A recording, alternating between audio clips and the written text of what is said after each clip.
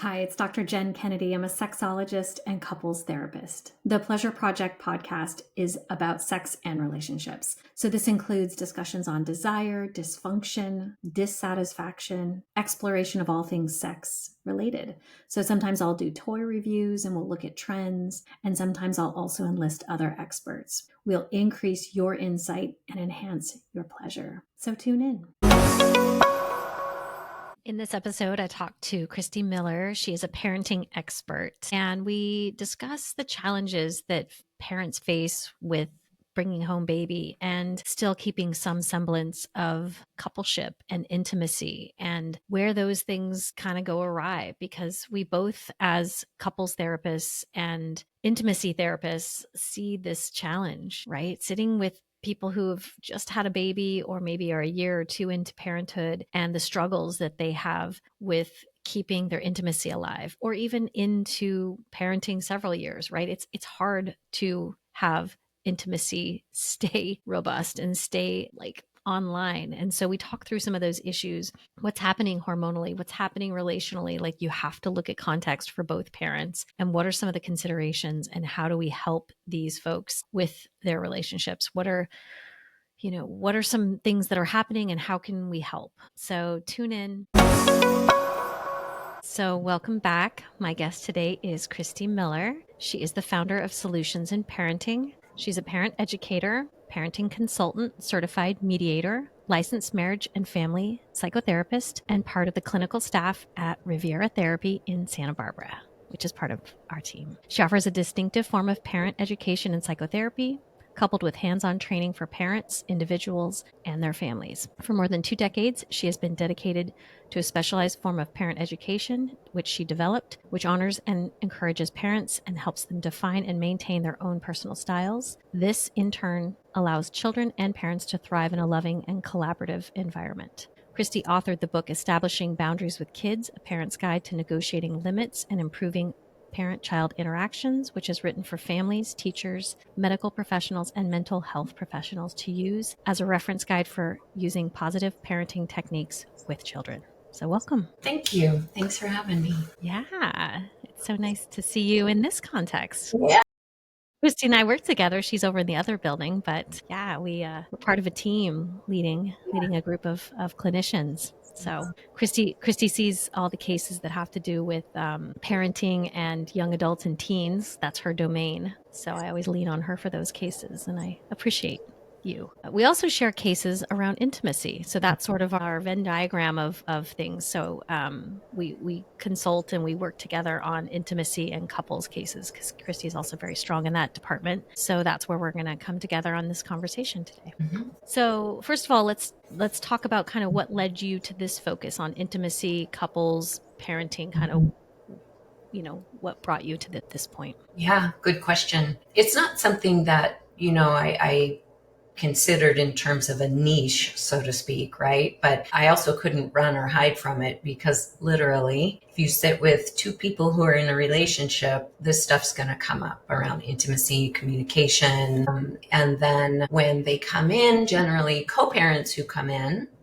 are at some point realizing that whatever they were doing before kids is not working in some capacity after kids. And so that just kind of forced me in a way to kind of educate myself and add that into just the whole kind of system of co-parenting and couples therapy. You don't have to have children in order, to talk about intimacy and work through those kinds of challenges. It is unique when you have a child or children in the home or in the relationship space. Kids, bless their sweet little hearts, just end up changing everything. And we generally are, we can be super educated on like baby classes before birth and prenatal stuff. We'll take our vitamins, we'll drink our green water, we'll do all this stuff. I don't want medication during birth, or, I do want a C-section. We'll be like expert level knowledge on that. But when it comes to like, here's a baby, there's my partner, right? There's kind of not a lot of support in that area. It gets real. What happens is people just kind of work their way through it using skills they already have, maybe reading up a little bit or talking to friends. But it actually takes concentrated, kind of specific education around how to, kind of keep your connection, which to me is intimacy, all different kinds of intimacy, and also in particular sexual intimacy. Yeah. I see these parents come in with newborns or even children under like 1, and they're like kind of just glazed over, and they're just trying to cope. They're trying to sleep.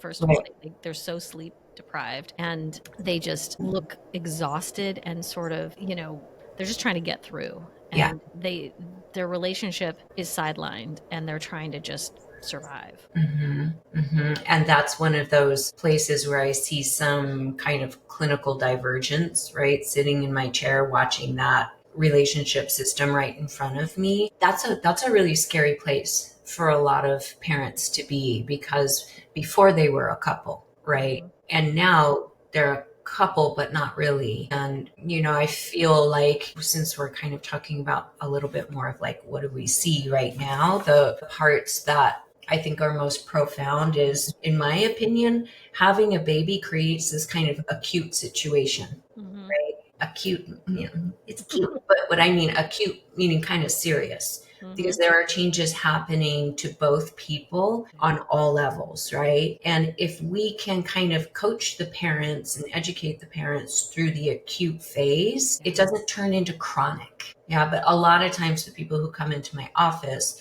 they are far into the chronic stage, right? And that takes a kind of a different approach in order to manage. We have to walk a lot of stuff back and do a lot of repair and a lot of psychoeducation with new tools to move forward. Yeah, so this is kind of a big deal. Yeah, especially if it's their first child, right? When they're just like so much newness and trying to figure out what are we supposed to be doing. They're just trying to get through each day, and they're like looking at each other. Their individual needs as people have basically been sidelined, right? They're just trying to look at this little being. And what are you seeing is like kind of the most common concerns? I mean, if they've managed to get themselves out of the house and to therapy at that point, right? That's a big... Some of the things I look for, like how much spit up is on their clothes, and, do they have both of the same shoes from the pair on, and are they tracking with their eyes? So, I mean, just the basics, but sleep deprivation, number one, that messes with everything. And we don't know sleep deprivation until we have a newborn who's not sleeping, right? Or who's nursing every 2 hours or what have you. And not latching and like going through all of that, just the challenges of breastfeeding. And yeah, so much of the sleep deprivation symptoms look like a mental health disorder, right? So, I mean, it can be that devastating for a person to be so sleep deprived, and let alone both people, where, maybe otherwise they'd be sitting in our office and we'd be wondering, maybe some medication might help this person, but it literally is just sleep deprivation. Well, and also typically if it was a birth parent, then all of that person's attention is suddenly gone to baby and away from partner. Yeah, can we talk about that for a second? That's a big adjustment. That's a big adjustment. So I think one of the contributing factors to the more acute state of having a baby is the biological programming that we have to have in order to have our human survive. So the procreation's real. That's why we're here on Earth. And it's like, it is so clear during these like birth moments and then the adjustment after, where the hormones automatically readjust. Like the birthing parent will have a huge drop in estrogen and progesterone, so that she can then have an increase in oxytocin, which is the love drug. And if she's nursing, in particular, extra prolactin. And those actually work in opposite directions as the progesterone and estrogen. Those are the ones that create a sex drive and allow us to attach in adult ways and all of that. Those basically tank for the birthing parent. And maybe there are some dips actually for the non-birthing parent, depending on what gender, but we'll talk just kind of male, female gender. Males also have a decrease in testosterone when the baby's born, and an increase in oxytocin and prolactin, even though they're not nursing. And that's all for attachment, right? And attachment means survival for the child. It's not great for our couple system. And this is the stuff we don't know, kind of you and I were talking off camera about. Yeah. And I remember a friend of mine was telling me that like leading up to birth, there was actually like a spike. So she had a lot of interest and she was feeling quite amorous leading up to that. That's right. She wanted a lot of sex before birth. And then after Yeah. birth, it was like, get away from me. And so that was confusing to her partner. Yeah, that's that beautiful oxytocin, right? Like that's the stuff that just makes us feel so lovey. And that glow of pregnancy. Yeah. Yes. Like, And so the non-birthing parents are like, yes. And then all of a sudden baby's born and they're like, well, where'd that go? It is hormones. Those are those skills I was talking about where, you know, if we were as educated about this particular point in time, I think I may have fewer people in my office, because I do believe that this is when that acute stage happens. And if before we didn't have those skills of communication for knowing what we need, asking for what we need, negotiating our needs, right? Flipping that for our partners, it's going to be harder to even begin those conversations during this acute stage. And so if the non-birthing partner feels a little bit neglected or left out because there's such focus on baby, and they're also feeling like, wait, what happened to all that love that was directed towards me, all that affection? Yeah. You know, and where are my needs? It's tricky. And then coupled with, I know I've heard this repeatedly, is that medically the birthing parent gets signed off after, 6 weeks or 8 weeks or something. Right. That they're technically like allowed to be having sex again, penetrative sex, but very often they're not psychologically or really physically ready for that if they've had a vaginal birth. And that negotiation can be complicated. Really complicated, right? And I forget how you phrased this before, but really using pain as the guide. Moving at the speed of pain, yeah. Right, moving at the speed of pain. I really like that, because that's listening to our bodies, and that is what this is about on both sides of the equation. And so there's that piece of 6 weeks, woo, get to have sex. But honestly, if the estrogen and progesterone are still low, and if she's nursing or just still having a bunch of that baby bonding experience, that can actually be an aversive experience for mom. Although she feels responsible and, wants to participate in intimacy with her co-parent, it can be really confusing. And then the non-birthing parent may feel guilt or shame around having these desires, or confused about their dip in desire, even though they're feeling loving. And, and again, if we don't have those tools to kind of bridge that gap, things can kind of go sideways. Yeah, because there's this like, wait, we've been signed off. And I think historically there was like, well, you trust the doctor. The doctor said it was okay. But there was this consideration of context. Of like, but she's not ready psychologically. She's not in a place. She's sort of in mama bear mode, right? She's in this caretaking, nurturing space. She's not in a erotic, desirous space. And she might still be feeling a lot of, she might feel a little torn up down there. And it might feel really vulnerable to be in that space of, penetrative sex. Might not feel great. Yeah.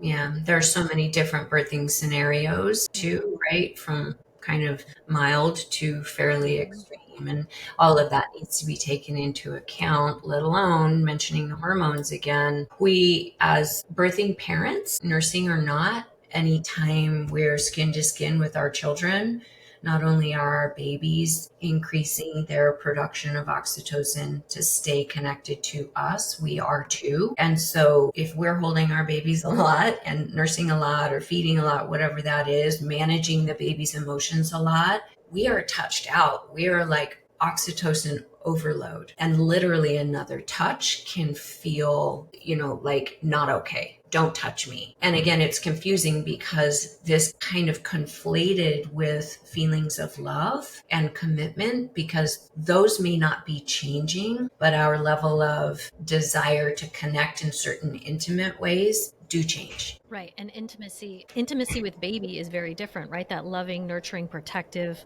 closeness Yeah, feels very primal. And it yet is.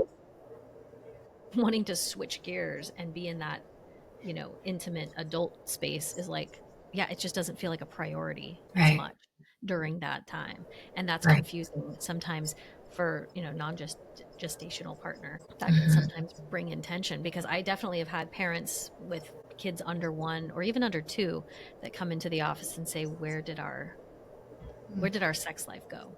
Where'd we go?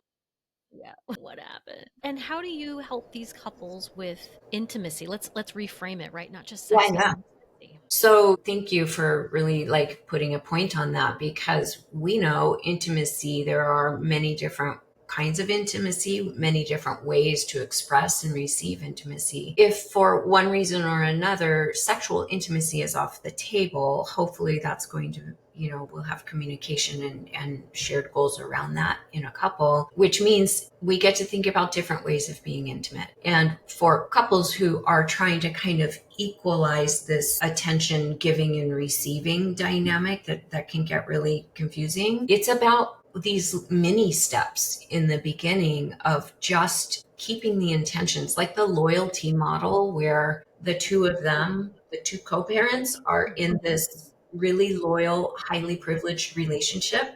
And it's just the two of them, and it's highly consensual, and nothing comes in or out without, like running it past what's going to be best for the relationship. And there are thirds that are going to want to come in, like, kids, work, addictions, all of those. And if they keep the loyalty model strong, chances are they're going to be able to navigate it. Well, kids are a confusing third because of the reasons we've explained so far. Mm-hmm. So if what we can do is just try to remember, what is it I could do to give to my relationship space? Because it's a garden that needs to be watered. If it's not watered, right, it's not going to grow and flourish. And so we are so caught up in just trying to manage the kind of like triage mode of having babies. I think we forget that. It's not top of our minds. So being intentional, first of all. And that means just baby steps, bringing your partner a cup of coffee or touching each other gently as you pass, handing the baby off, hugs, right? Intentional hugs, the 5-second kisses, the actual putting baby down to sleep and having a little mini connection time, meaning have conversations that don't have anything to do with children. Right. Talk about things that are exciting in the future for the two of you. I think sometimes I've seen it. I've sat with several couples that I can think of in recent times where the mom doesn't want to let baby out of her sight. She doesn't want to leave baby with a caregiver of any stripe. She's exhausted and she's overextended, but she will not relinquish baby responsibilities. Yeah. So there's no capacity to turn towards partner. Right.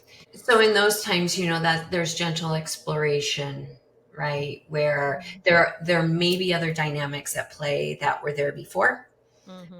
Right. In terms of true trust, true loyalty. And I don't mean that their partners are necessarily unloyal or not trustworthy. But again, each one of those concepts have layers to it. Okay, so if, for example, they feel like time with their partner means they're going to have to be taking care of their partner, right? That's a dynamic that many birthing parents are going to shy away from biologically because they don't have the capacity to take care of another human in the moment, particularly when they're needing that human to show up for them in perhaps a very different way than ever before. Right. So for me, that's kind of more complex. If I'm seeing a mom not want to be away from her baby, there's an attachment, maybe an over attachment happening. Yeah. Not that that's bad or wrong. It just adds a different component to taking a look at that primary relationship, right? Like what can we add in order to help her feel safer? Yeah. Yeah. I like that. Yeah. So it's not like we have to force her through it. We have to help give her a little more safety. That's right. To help her do it. Okay. All right. Let's take a quick break and we'll come right back so we can hear a little bit more about intimacy and ways you can deepen that. A quick pause here to share something that I've been working on that I think you will really appreciate, especially if you've ever felt confused or disconnected from your sexual desire. It's a self-paced course that I created for women who want a better understanding of their sexual desire, especially if it's felt confusing, inconsistent, or hard to access. A lot of us are taught that desire should just be there, effortless, spontaneous, always on, but that is not the reality for most people. And when it's not, it can leave you feeling frustrated or like something is wrong with you. If you've ever felt turned on one day and completely disconnected the next, or if you've struggled to say what you really want sexually, if you're both excited by the idea of vibrant sex and hesitant about what that even looks like, this course is for you. Desire is complex. It lives in your brain just as much as your body. And in this course, I guide you through the understanding of your unique relationship to it without pressure, shame, or performance. You'll get short videos and guided worksheets to help you map out your personal erotic template, identify what turns you on and off and what shuts you down, understand the blocks that might be getting in your way, reconnect with your body, and you'll explore your sexual self with more confidence and curiosity. You can go at your own pace. You don't need to want more sex. You just need to want to know yourself better. So if this resonates, then head on over to pleasureproject.us and learn more and enroll in the course. Now back to the episode. Okay, so let's resume and talking about couples and specifically couples with new babies. Because this dynamic, I think is such a specific time in life. And even if you've had one baby, I think actually there's something in the brain that makes you forget, right? That tricks you into having more babies. Yes. It's like, I didn't remember it hurting this badly. It's like something in evolution that makes you like willing to do it all over again. Not fair. Not fair. And even crave that baby energy, right? Yeah. Yeah. And you want to know the weird thing too, is that there's capacity, I'll call it in the human heart, but I know it's biological, capacity to love another baby just as much. Yeah. Right? There are other dynamics that will come in for that, but it's like, wow, that's where bodies just absolutely take over. It's fascinating. Yeah. Well, and it's like the evolution of a relationship and of a coupleship, because it starts with just the two of you. Maybe you get a pet and then you love that, but then eventually you sometimes decide you want a child or more children. And so that coupleship though has to evolve over time, making time and prioritizing the coupleship and seeing each other through, any relationship evolves over time and the bodies change and the careers change and you go through hardships, etc. But Yeah. keeping that spark, keeping that intimacy intact it is an evolution. It's work. It's a decision. It's a choice. choice. It is. We go back to that concept of intentionality. That's what it is. And I think a lot of people who have children don't fully understand that at first until we're standing there going, something's not right. And, I feel like also maybe it's cultural in part. I feel like a lot of attention goes toward the birthing parent.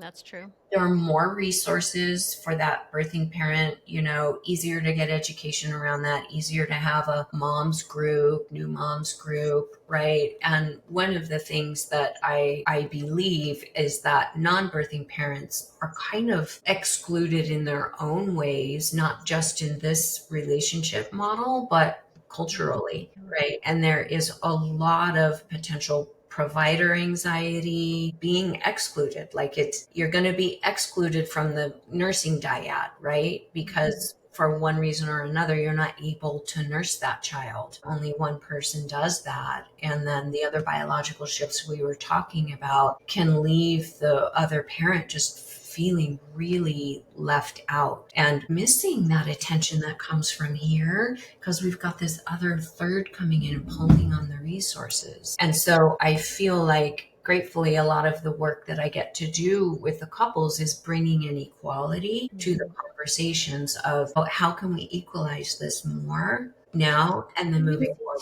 I just wonder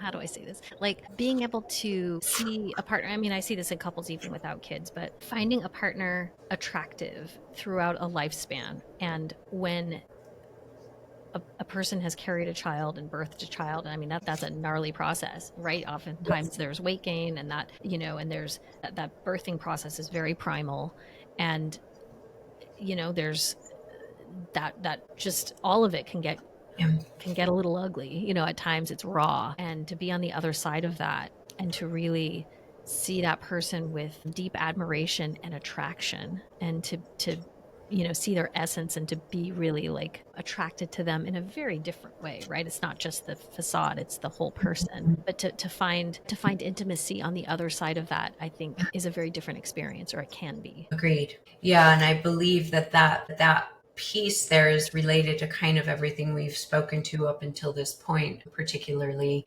cultural messaging and all of that. And we get our ideas of this kind of like almost binary relationship with intimacy. Either it's there or it's not. And we don't understand that it's an organic process. And, couples who will come in with or without kids and will hear, I don't recognize you anymore, or you never used to want to do that, or how you don't do this anymore, or right. It's because we are two individuals constantly evolving and growing. No one, spoiler alert, no one is going to stay the same. All right. Like, save yourself thousands of dollars and just know that.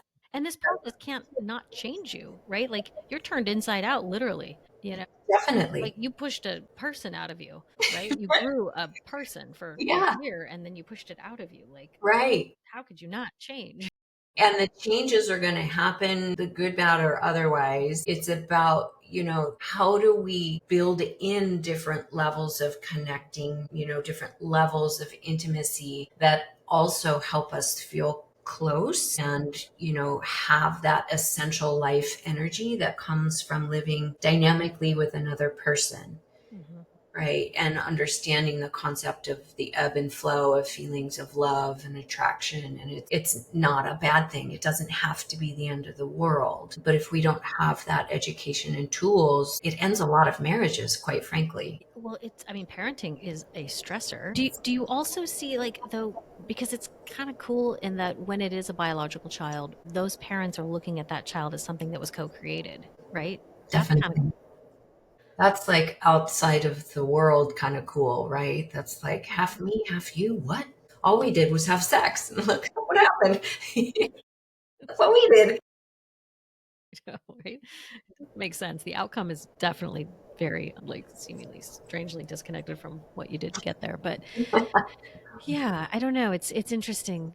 The intimacy is invariably impacted when families, when people decide to create a family. And I think that early time period is just such a blur. Yeah. So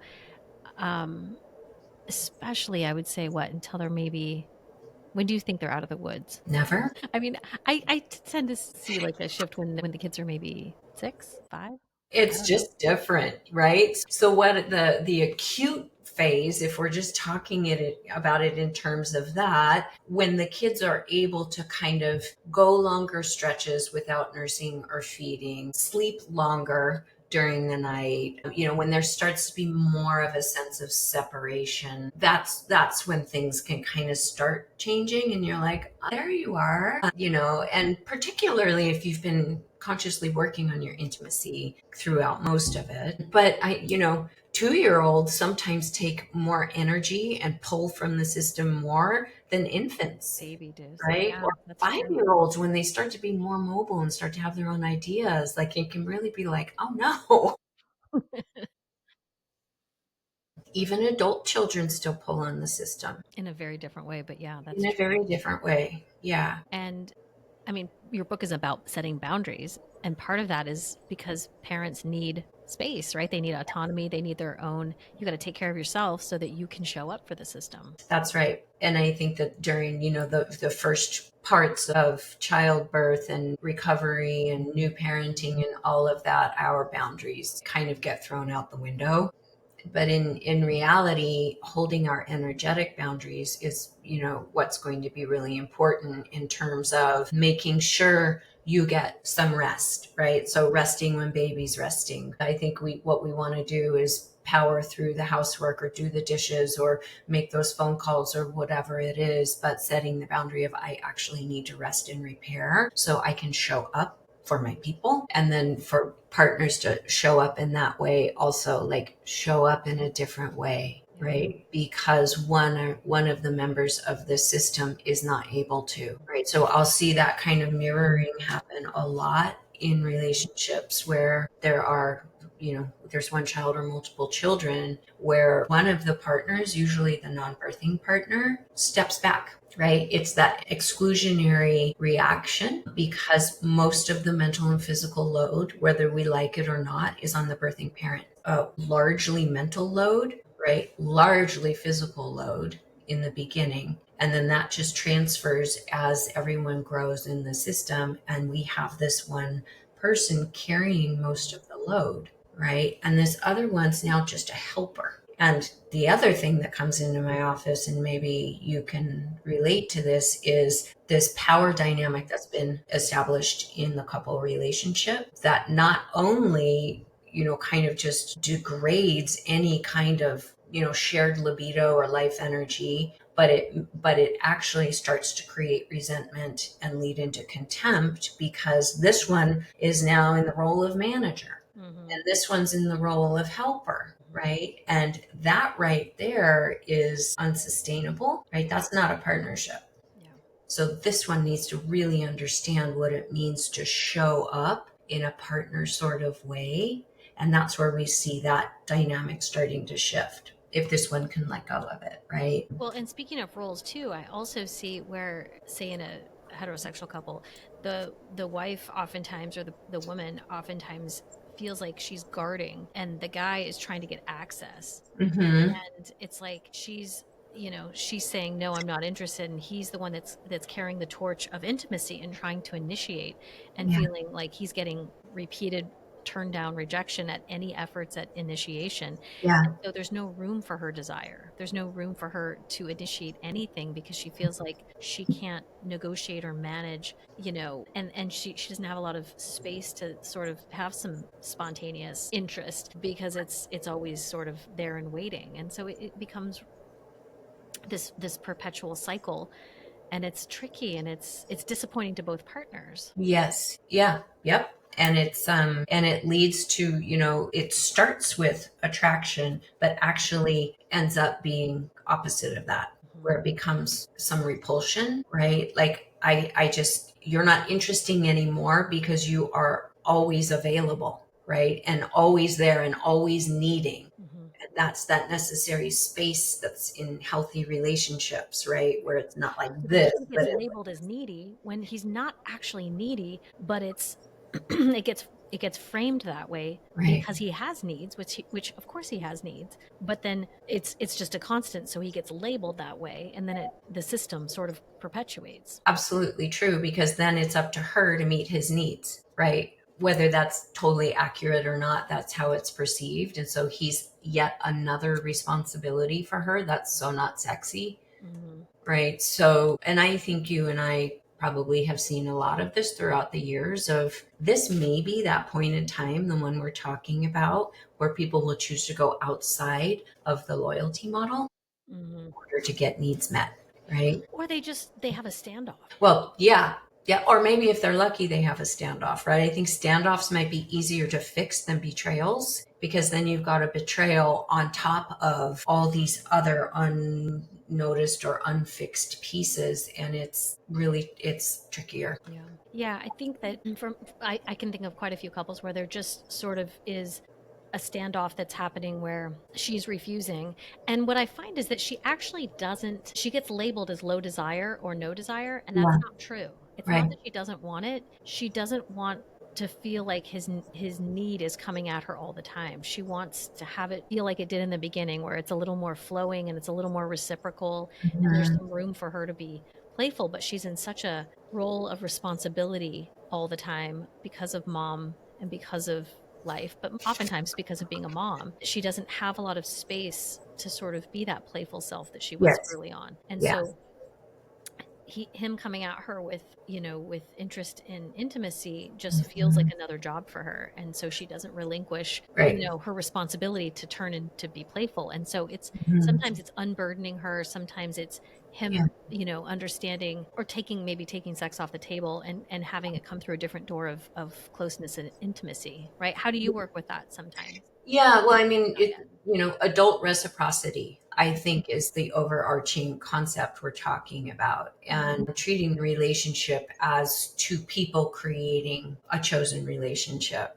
and understanding that there has been something major that has changed how they were before. And sexual intimacy may come easier for other couples. I mean, I think we need to say some people don't experience what we're talking about. Mm-hmm. Right? Like I've seen couples who just like don't ever lose that flow, and they just bring baby into the flow, and it's just like this big beautiful love bubble, and I'm like, I want that.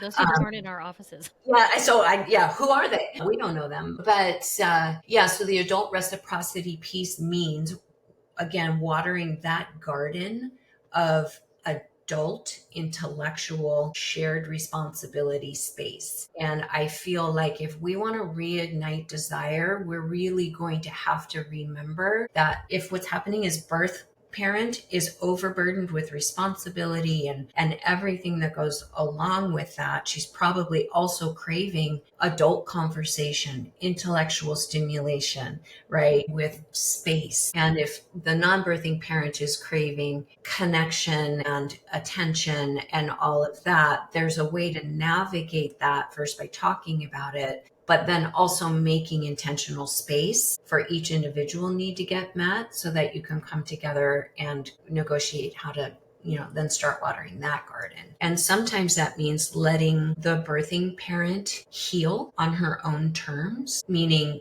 get to know her new body, saying thank you to it, learning to relove, acknowledging that she may not feel great or sexy, and allowing her to just gently start relearning herself in a different way. Yeah. I think a lot of times we're rushed through that to serve the needs of our loved ones, right? So the relationship is okay, but we skip over a really important part. Yeah. That's true. It's like having this awareness of the larger context of what's happening that's influencing how we're showing up. That's right. I mean, because imagine taking a couple whose shared intimacy was mostly foreplay than sex, right? And then maybe some hugs and touching outside of it. That probably may have worked for them for years. It may feel really different now. So if those are their go-tos, they're going to need to start gently trying different ways to connect. I mean, think about it. It could be really fun to imagine, massaging each other, to get that shared oxytocin going, and the dopamine, and then the reconnection that comes from no pressure, just sensual pleasure, right? That's relaxing and very intimate, for example, or reading books out loud to each other, or, right, whatever that, yeah, probably not my book, but don't read my book out loud. That will not work. I would hit play Audible and just put it between us. Yeah, or taking a walk, or Mm-hmm. whatever that is. There are just so many different ways to kind of contribute while we're still moving I through the mean, life. honestly, it's like I think that while people say they want more sex, what they really want is often something adjacent to that. They want attunement, they want attention, they want closeness, they want, right? It's like the function of sex is not really just that payoff of an orgasm. They often really want something else. Right. And that is achievable without Yes, sex per se. that's You right. know? And so the things you're describing, the touch or the quality time together or the, Mhm. connection with their person, that is achievable and that is quite satisfying. Right. And so we run into challenges, right? If they didn't do things like that before, Mhm. right? If they don't have like Mhm. bomber resources for themselves outside of their couple system, right? It's really common for us to just become kind of insular and rely on each other. And that becomes problematic when the resources aren't there to give in the same capacity. So the other loving things you could do is find things that feed you outside of the relationship, right? Yeah. That still fit within the commitment model and all of that. I mean, that's what breeds life energy into a relationship. And that's where libido lives as well. Desire. Yeah. So cultivate those things, both as individuals and as the coupleship, right? And feed yourself, feed your soul, feed Yes. your partnership. I love that. Mm-hmm. Well, thank you so much. I appreciate this conversation. Yes, it's fun. It's always fun to talk to you about stuff. Yeah. So if you want to find Kristi, then you can head over to our website, rivieratherapy.com.